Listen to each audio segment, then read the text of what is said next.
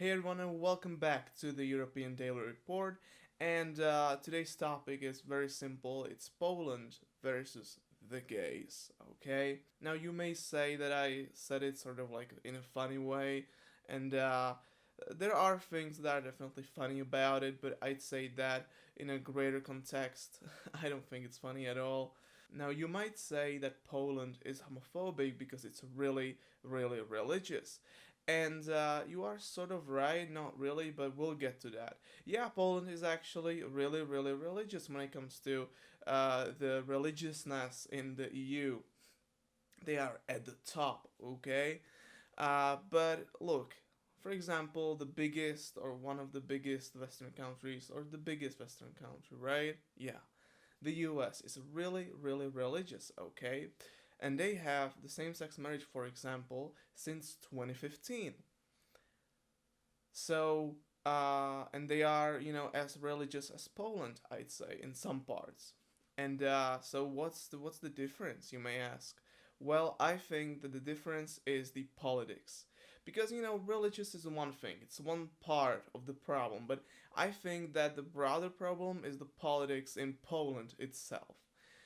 Now, you may be familiar with the party PiS Party. Okay, it's not PiS Party with two S's at the end, it's just one S, alright? So it's PiS Party, or in Polish, it is Prawo i Sprawiedliwość. Prawo i Sprawiedliwość. So this party was actually founded in 2001 by twins Lach and Jarosław Kaczynski. And you may know Jarosław Kaczynski because he's still the leader of this party, okay? And they essentially started this party as like a centrist party and sort of like a Christian Democrats, essentially like the Christian Democratic Union, which is the biggest party in Germany. That's how this party started. But throughout the years, they essentially became like a really I don't want to say like far right because they are sort of like far right, but not really. Now, I don't want to say that they became like far right or something. They sort of are, but not really. But there are definitely some fascistic things in the party and what they are doing and stuff like that. Okay. Now, the PiS party is now the leading party in Poland, and I think that that's the main issue why homophobia and transphobia and biphobia and whatever is so popular and it's so on the rise in Poland. By the way, I just want to say that I'm referring to them as PiS Party, but the English translation essentially is the Law and Order Party, right? Well, no, Law and Justice, no Law and Order, Law and Justice. Okay, just to be completely clear. Now, obviously, Jarosław Kaczynski, you probably know the guy. He's still the leader of this party, but his brother Lech was actually the president of Poland, and he died in like a really tragic plane crash back in 2010. Okay. Now, I don't want to go into all the things that happened because I would be here for hours and hours. All right. I just want to give you important things that happened. So, for example, last year in 2020, the year of pandemic and just uh, the horrible year, okay, presidential elections were happening in Poland, and two candidates, they were Andrzej Duda and Rafał Trzaskowski. Okay, now these two people, one of them, Andrzej Duda, was backed by the PiS party, the Law and Justice Party, and Rafał Trzaskowski was from the opposition, and party of the opposition. We'll get to them later, okay? Now, it was actually sort of like not a bad result for the opposition because, yeah, Andrzej Duda actually won and now he's serving his second term.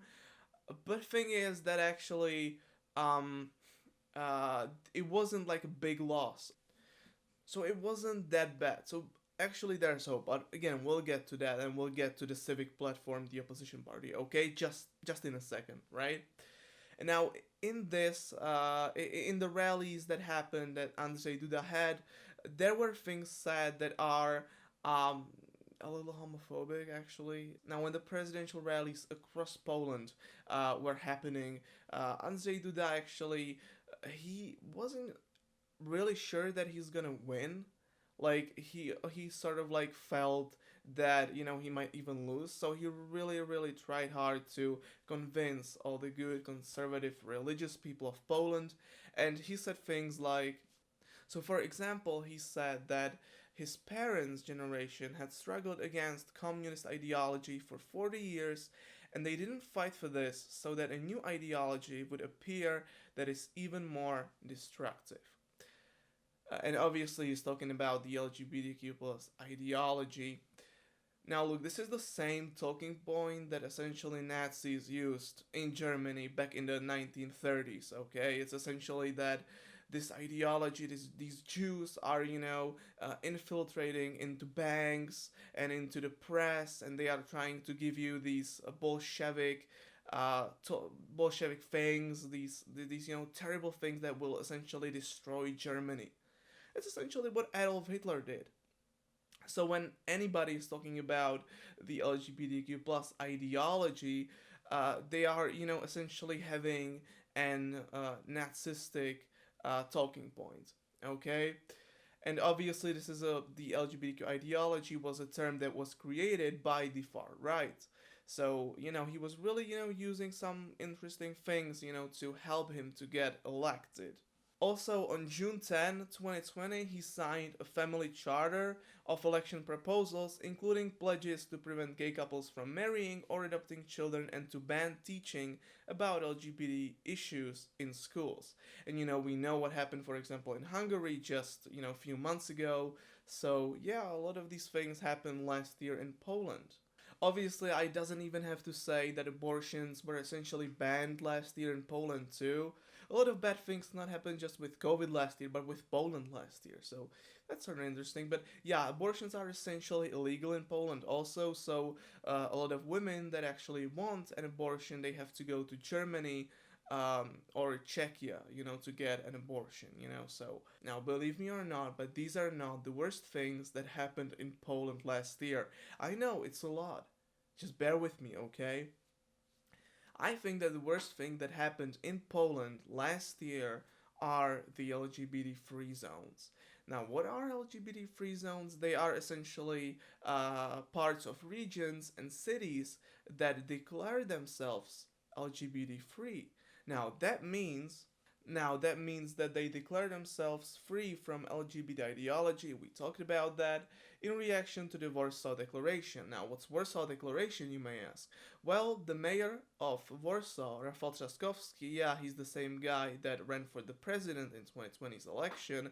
He essentially was like, we should probably teach about the LGBT people in schools. That would be a great idea. And yeah, and the reaction the reaction was like, yeah, we're gonna declare some parts of the country LGBT free. Okay, that's essentially what happened. Now, look, you may say that it's bullshit and that, like, why do I care? And yeah, it's bullshit. They do not have like a gayometer. It's mostly for them, so they can ban essentially any LGBTQ plus related events in that part of a city or a region. But I think that the worst harm that this can cause is young people and essentially young children, people that are 14, 15, 16 years old, right?